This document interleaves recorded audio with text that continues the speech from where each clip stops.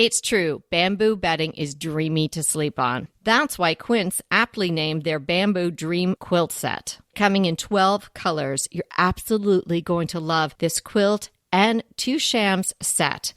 Starting at the softest of pinks and going all the way to a dark navy. It's going to be perfect for anyone's room. Your own, your guest rooms, your kids' rooms, maybe even back to the dorm bedding. Quince has everything you need to elevate your space, from bedding to soft organic towels, airy curtains, and premium kitchen tools designed for everyday use. And of course, as you know, Quince has gorgeous cashmere and other wardrobe essentials. And the best part, Quince's products are half the cost of similar brands. They partner with top artisans and cut out the cost of the middleman, passing the savings on to us. Thank you, Quince.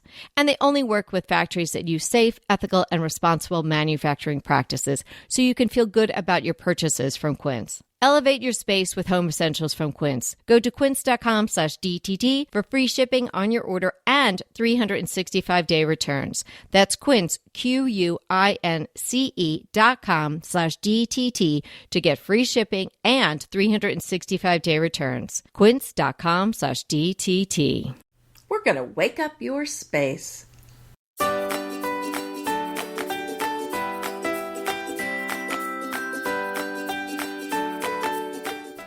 I'm Anita Joyce here with Kelly Wilkness, and this is Decorating Tips and Tricks. Today we are talking traditional, not tired. I used to think that traditional meant that it was classic, and once you did it, you were done. And that's rather funny now, isn't it, Kelly? Well, yeah, because done is not a word we use in association with our decor. But hey, before we jump in today, I wanted to say something which I might forget once we get rolling. Our consults are really booking up. So if you are interested in waking up, refreshing, sprucing, or doing something new to your home, or just having our eyes on it before the holiday season, because everybody always wants that before the holiday season, book your consult and then get on our schedule. We would love to talk to you, and I think we can really make a big difference in your space. So that little administrative work aside, traditional style. Yes, I so agree. Traditional is wonderful, and it can be, but traditional itself is not timeless. So they are not equivalent, right? And also, to Anita's point, you shouldn't just stop. Say, oh, now I have this home and it's done. It's this traditional style, and I never add anything. I never remove anything. I never do anything new because it's, quote, traditional. So you want to evolve with your decorating. So you really want to go for that timeless style. That's the gold standard in my book. It really is interesting how even classic decor does change over time. I would say the difference between trendy and classic is that trendy cycles out very quickly, maybe in a couple of years. What you've done is going to look dated. You're going to need to move on to something else. And classic is going to last a longer time. Maybe you don't need to make changes for 7 years, 10 years, but there is a cycle even with traditional. Some things will last for the long haul, or they're always going to be in style, but a lot of things aren't, or maybe they need to be tweaked, which is what we're going to be talking about today. But I'm just going to give you this tip. If you decorated your home 20 years ago in traditional style and you haven't made any changes, this episode is for you because you're going to need to take a look at things. So today we're going to give you lots of tips on how to wake up your traditional decor. I thought we could start out by sort of defining traditional decor, and I know you're our resident definer, Anita, but I don't know if you prepared a definition. I pulled some things from the internet and sort of put together my own definition of traditional. So I'll put out what I found, and then you can add in what you want. Traditional decor. So let's figure out what we've got here, and if you've got this, and then take it from there. The roots are in the past, as the name would infer, and it's rooted in about the 18th and 19th century. Think of those Louis XVI chairs that Anita talks about sometimes, English Regency mahogany dining sets, balloon shades, Empire lampshades, Chippendale influences, the infamous jewel tones, lots of symmetry and order. and this thread of formality running through.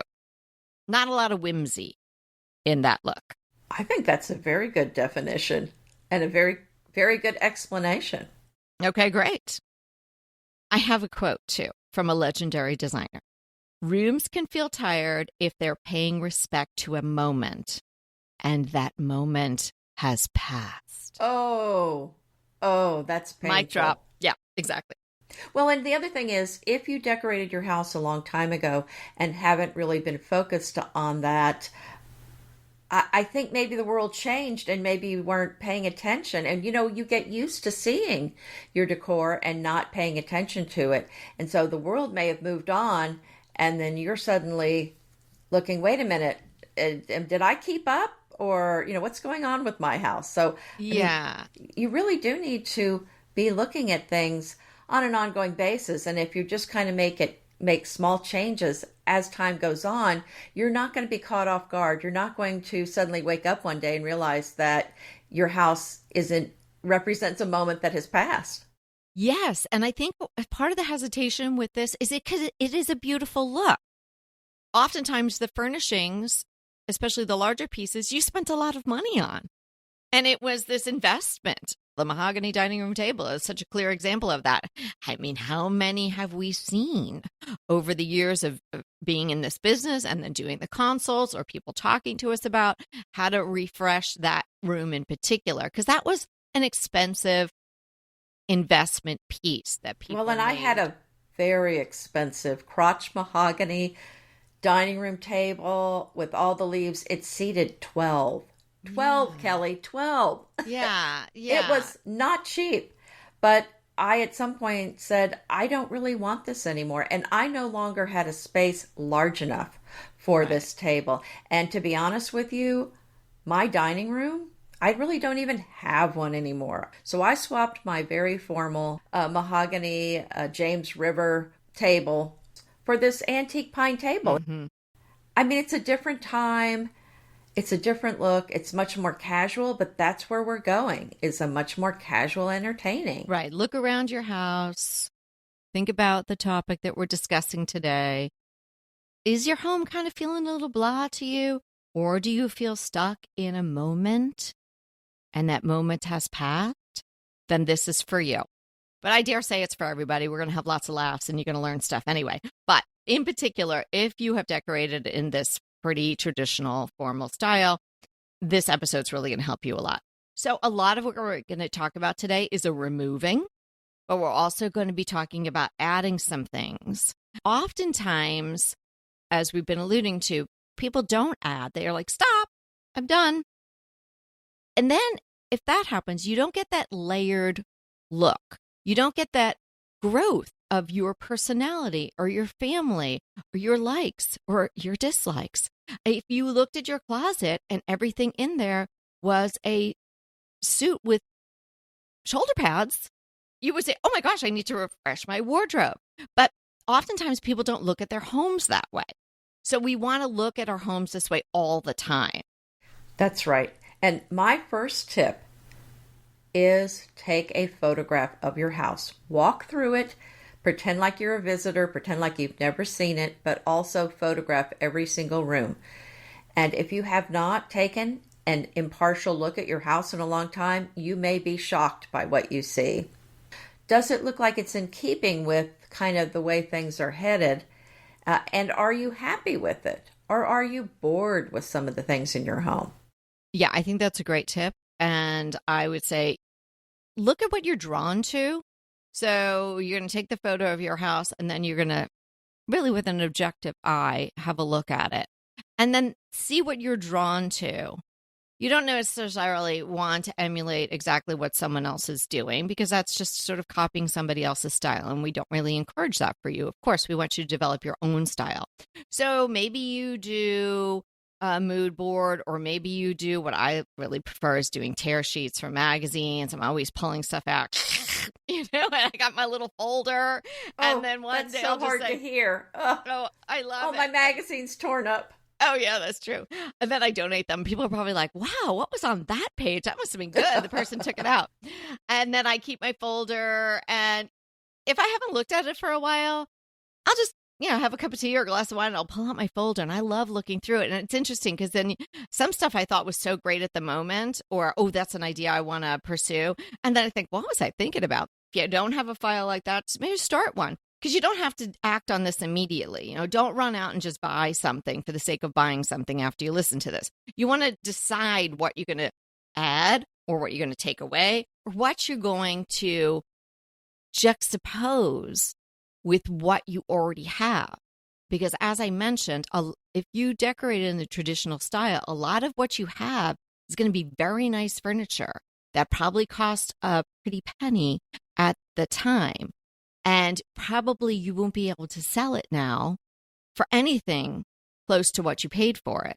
So let's see how we can tweak it and freshen it up and make it look all new for you based on what you're adding to it, right?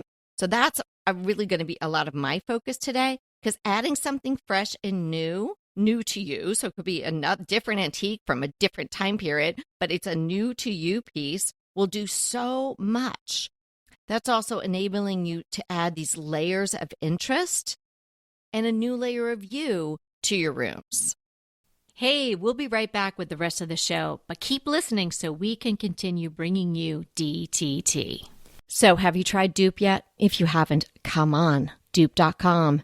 It is going to be your new shopping best friend. And it's not just for furniture. I know I've shared with you about my coffee table dupe, but you can save money with Dupe on fashion, shoes, jewelry, and more. I just used Dupe to find an absolute perfect twin of this t-shirt that I wanted. It was an $80 t-shirt. I was not going to pay $80 for a t-shirt. Dupe helped me find the twin, like maybe the exact same shirt. Find something you love, and then you can find replicas, twins, and maybe the exact thing for so much less. Give Dupe a try today. It is really so easy to use. You just type dupe.com / before any product URL in your browser and voila! It instantly finds you less expensive alternatives. They even have an app and a browser extension you can download. No account is required. No sign up is required. It is completely free. I know, can you believe it? But it is completely free to use. Stop wasting money on brand names and start saving with dupe.com today. Look at your wallpaper and paint. Is it current? Look at that paint. Look at the wallpaper, especially if the wallpaper has been around for a while, and kind of be honest with yourself. Do you still like it? Do you feel like it's fresh and current? And these are some places to start. And I think I would make a list of everything that you want to change about your home. And then at the end, we're not suggesting you do everything right now. In fact, I think we're suggesting that you don't, that you prioritize and that you make changes over time. Some things you can do right away, but other things you may have to budget for. And wallpaper is often something that you have to budget for. And don't forget about my Cedar Hill Farmhouse wallpaper. Oh, absolutely. I'll include a link to that in the show notes if you're interested in those wallpapers. Can you get samples of that, Anita? Yes, I think so. I believe so. Okay, that'd be great. So collect a lot of swatches and samples. I just ordered some more samples the other day, and I just love when they come because then you get to play around with them and develop your palette. So that's just so much fun. And take your time with that. There are so many wallpapers out there. Of course, Anita's would be fabulous for everyone, but there are so many to choose from. So take your time. We just had a consult last week, and our client really didn't like the wall color that was painted throughout her predominantly open concept home. Mm-hmm. She was tired of the color.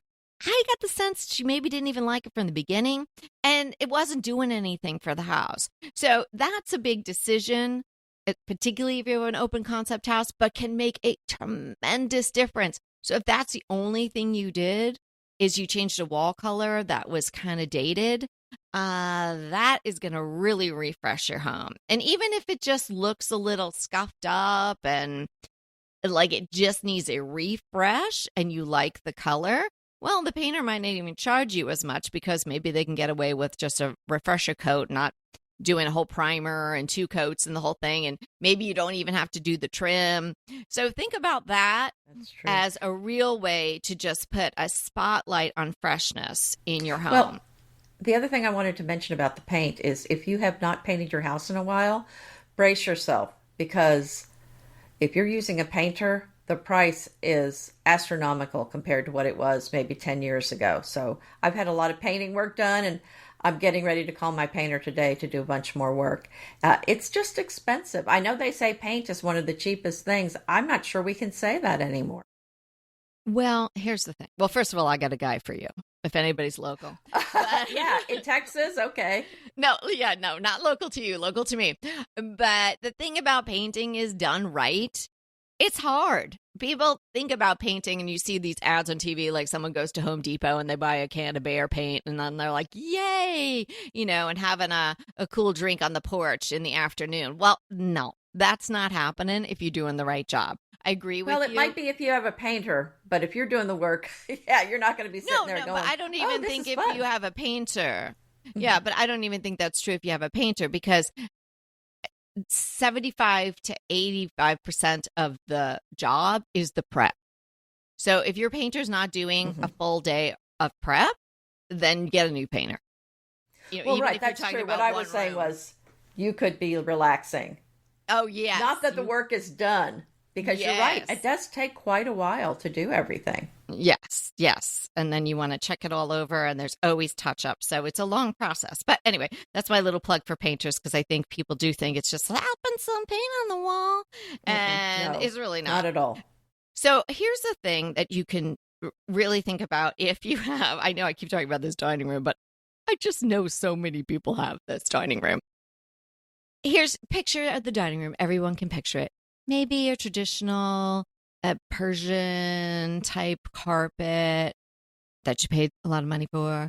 The mahogany, large leafed dining table with the matching wooden chairs with some sort of interest in the back of them, all wooden. Maybe they're upholstered, probably not.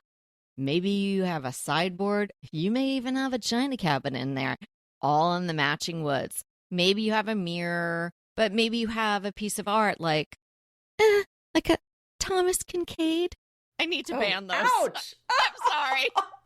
God bless that man. I don't know. Good for him. I'd love to support artists, but that got crazy. So anyway, just saying that. Don't hate me for that. But how can you really jazz up this dining room? Okay, you don't have to go crazy with the Beverly Hills Hotel frond wallpaper. Or remember that fabulous wallpaper we saw somewhere, Anita, with the monkeys and all the bright colors? You don't have to go to that extreme, but you could do some really fabulous wallpaper and basically not change another thing in the room. That's a significant change in a room. I mean, that's the biggest space would be your walls in a room. So I agree. Just doing that would really completely change the feel of a room. You got another one? Oh, yes. Rearrange your furniture. So think about, is your furniture in the best place? So should you be moving things around? I would try rearranging things in a room. I would also think about moving things from one room to another room, because it's not just about finding the best arrangement for each particular room, but also, if you're bored with what you have, then you might want to move it just for something different, because I think we do really get tired of a room. And I know in the past when I bought one chair, I put it in one room, and that meant that chair got moved to another room. And I would end up with maybe 4 or 5 rooms where I played musical chairs, and one chair would go out the door. But I would have 4 or 5 rooms completely refreshed. I shouldn't say completely refreshed, but they all got a refresh because they all got chairs that were new to those rooms. And it made a massive difference to me. I just felt so uplifted and excited about my house just doing that, when I just bought one chair.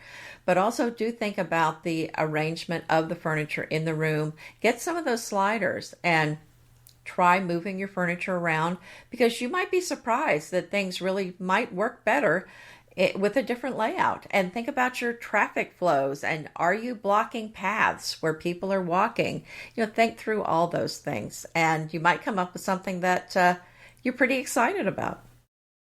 Oh, I love switching things around. I know you're very famous for doing that, and I do that as well. And I like to think about at least 2, possibly 3 places that I could put a piece of furniture when I'm out in the wild buying something, or, like I am want to do, dragging something home. So I think I need to know that I can use this in a couple of different places, because sometimes in your mind, oh, this is going to look great there. And for whatever reason, you put the chair there, or the side table, and maybe it's too short, maybe it's too tall. But as long as you have 2 or maybe 3 other places you could use it, do the old switcheroo, and all the rooms feel different. When I do that, then I want to make that room a destination for a while. I'll go grab my cup of tea and I'll go sit in there with my laptop or something like that and sort of take it in and see how it feels, and maybe to tweak it from there. So that is such a fun thing to do. So we encourage everybody to do that all the time, whether you've got traditional furnishings or not. That's something everybody should be doing all the time. And if you love decor and you love decorating, you're going to enjoy doing that. How about replacing traditional area rugs with jute or rush matting? Now, traditional area rugs are beautiful. I have some, and when we're saying traditional, it's kind of that Persian, Oriental. But that's coming back now.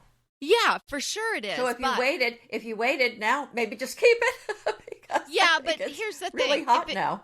Yeah, but if you have it with very traditional furnishings like we're talking about, it's all speaking the same language. If you have one of those rugs and the rest of your room has some different styles and different periods of furniture in it, I think that works really well.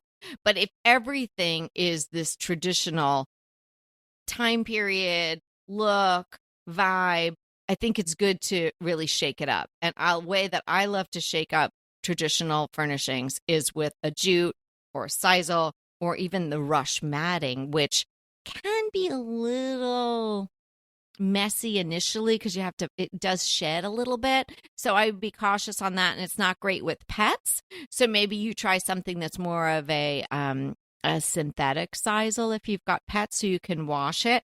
But nothing sort of cuts a traditional look like a natural woven rug. I think it really does so much to freshen and enliven the space. I think there's a lot of validity in that. So if everything in the room is traditional, including your rug, it's going to feel stale quicker. And so it is important to kind of mix things up, maybe mix something a little more casual with some things that are a little more elegant. And so I think that's the highs and the lows that we talk about. And so, yeah, if the room feels stiff, it feels too formal, then I think that's a great thing to do, to put that sisal in there. Mix it up a little bit.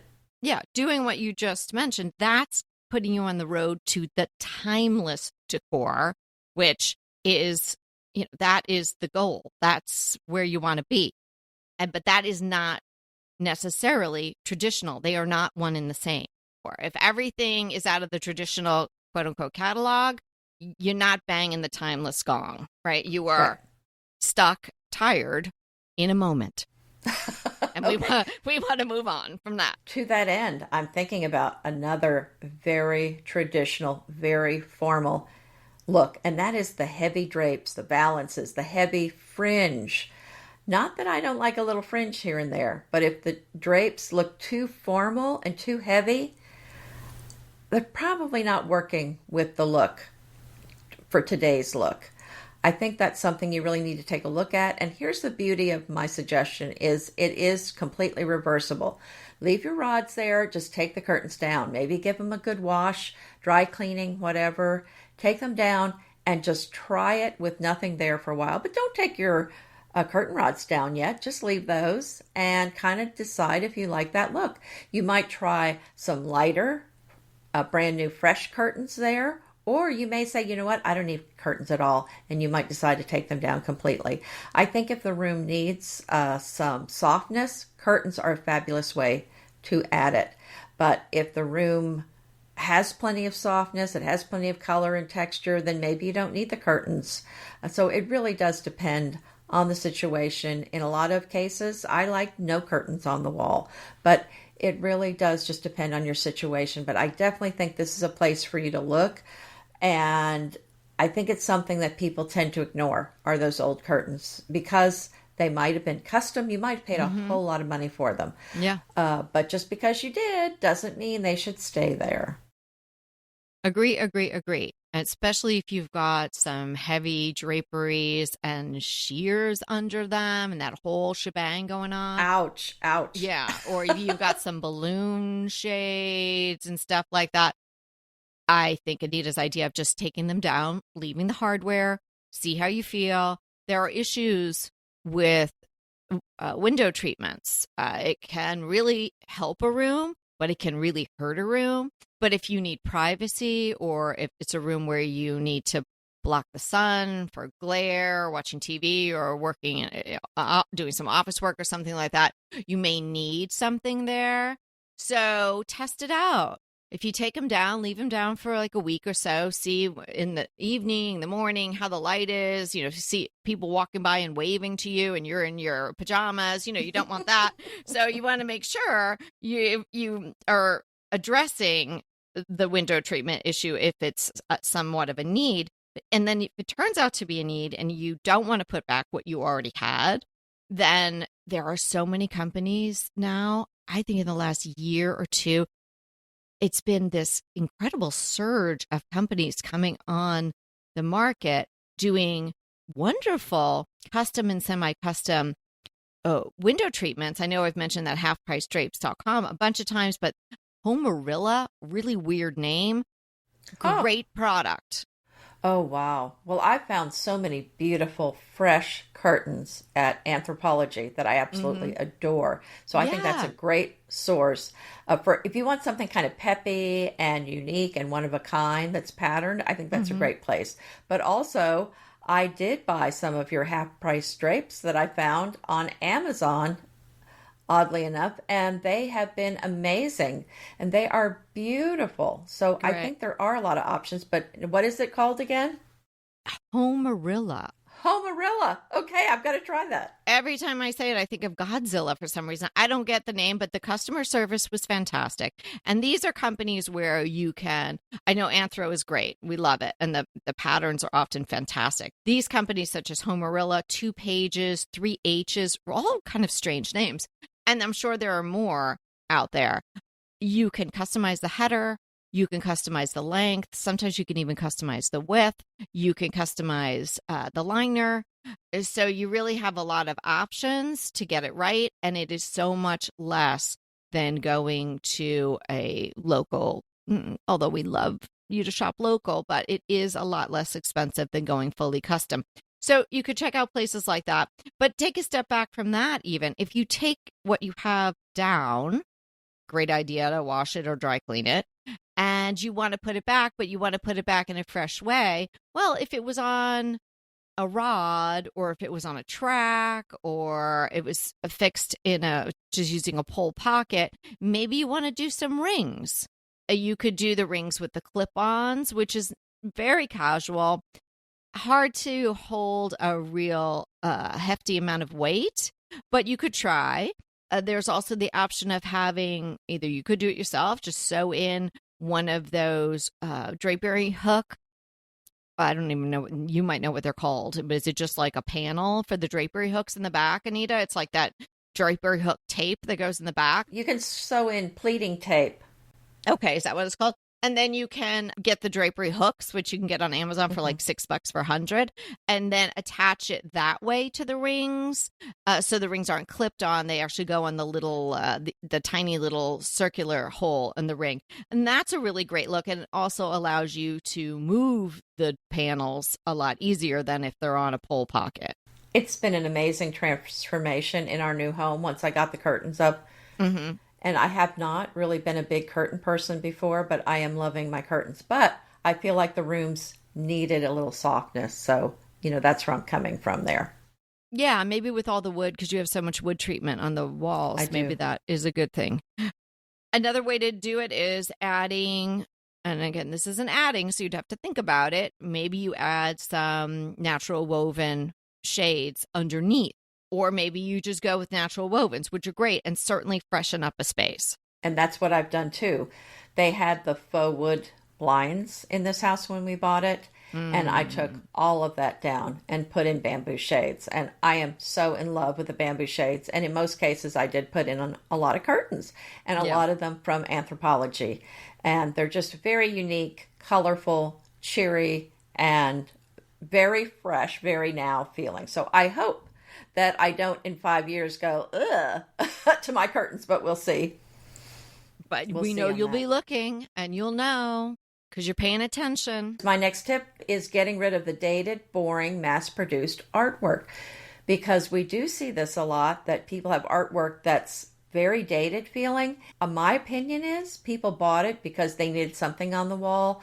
They didn't know what to pick, and this was something mass-produced. It was in the store. When they went there, they grabbed it, they put it on the wall, and I'm going to say it never was that great for them because it wasn't something meaningful to them. It wasn't something that they were just in love with.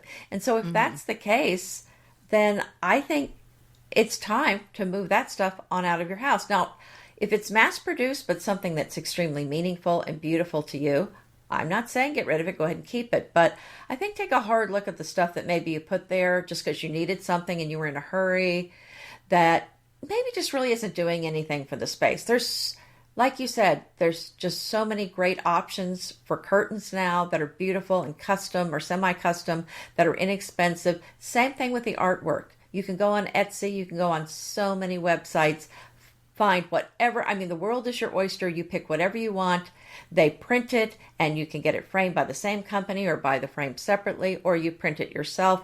And it's a much more reasonable price than it used to be going to a gallery for these things. Update your lampshades and your lamps, maybe just adding a really modern shaped lamp, something that is not a traditional look, something that will really be that little spark that jazzes up your room. No matter what room, you probably have some lamps, even your kitchen, as we want you to have lamps there too.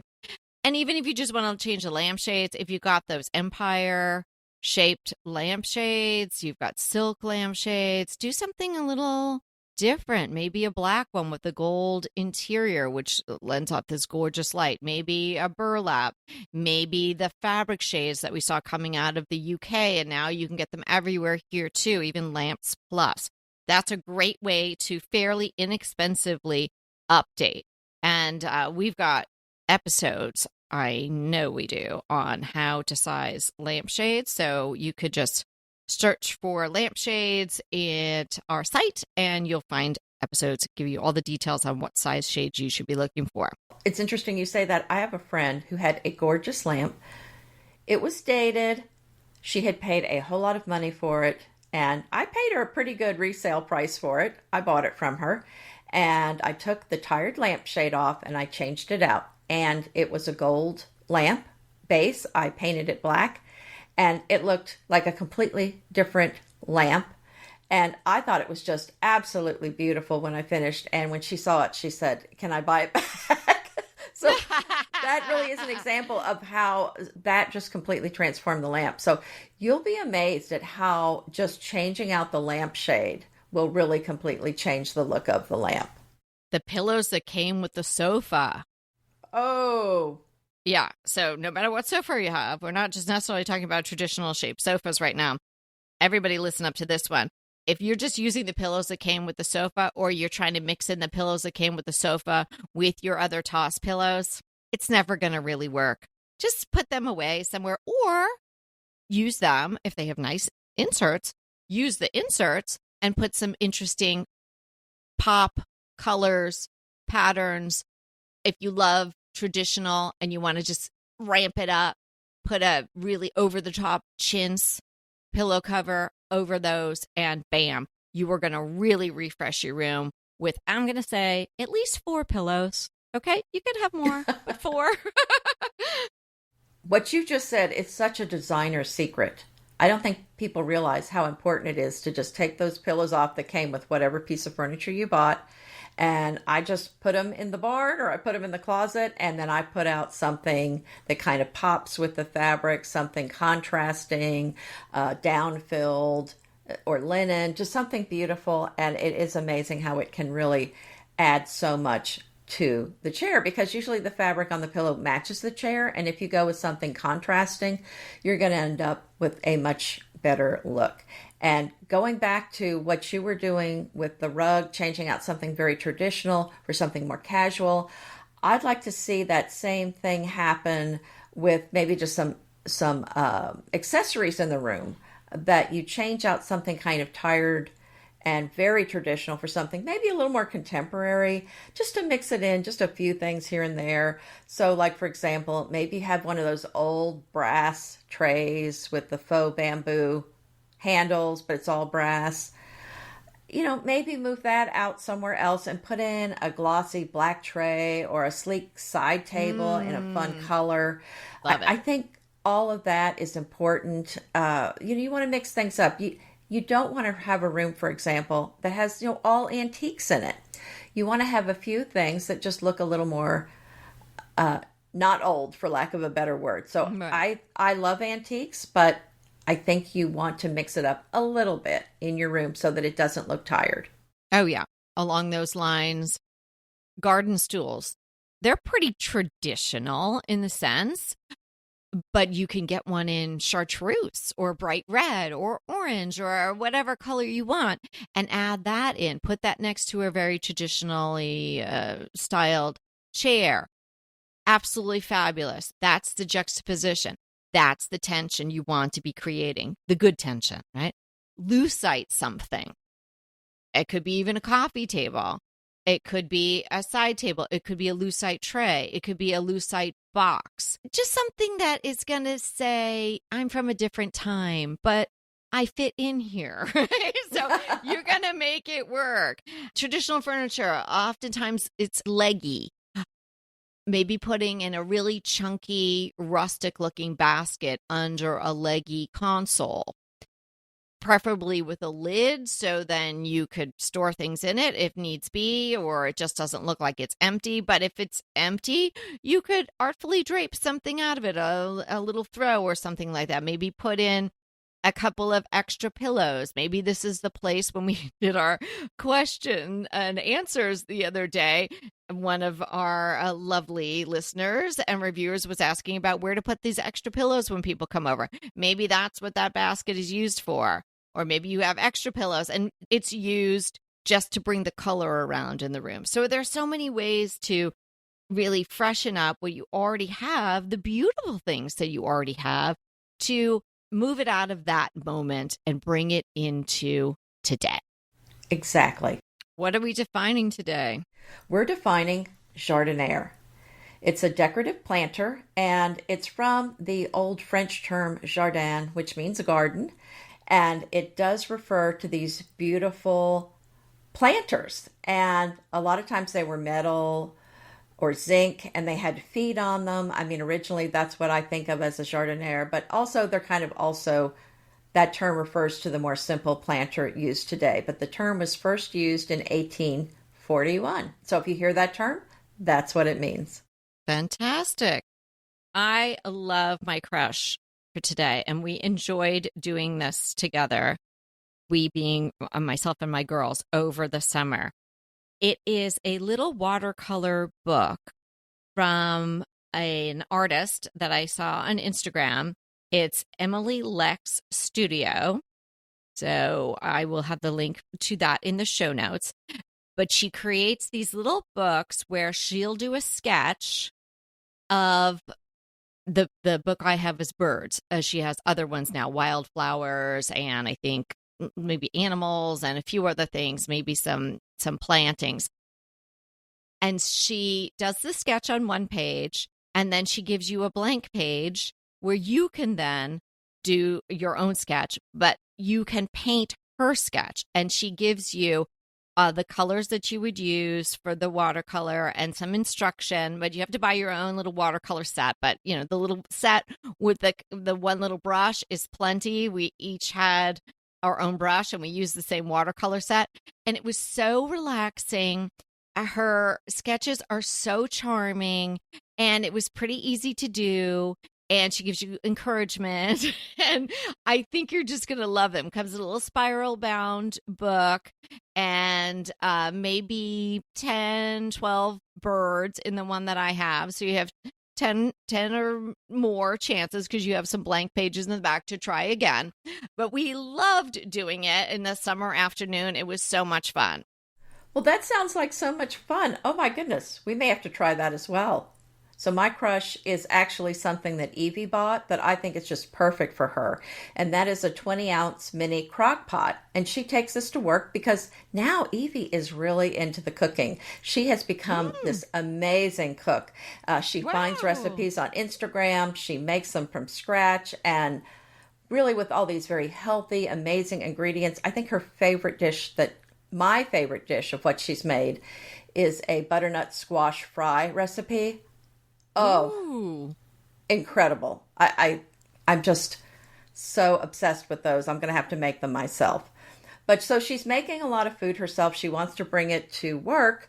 And she wants, it's a lot of times it's something that needs to be heated up, and she didn't really want to use the microwave. So this crock pot is perfect. So she just takes it. She's a teacher.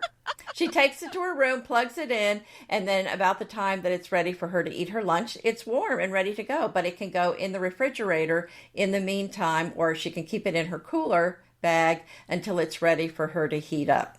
And I'll include the link. And it comes in pink. Oh, well, I'm sure it had to for it to really pass muster there. Fantastic. Good for her. That's great. Well, thanks so much for hanging out with us today. And remember, we are here to inspire you to create a beautiful home. Until next time. Want to talk to us? Well, we really want to talk to you. So let's schedule a design consult. Anita and I are here to give you individualized, actionable advice on how to create the beautiful home you want and deserve.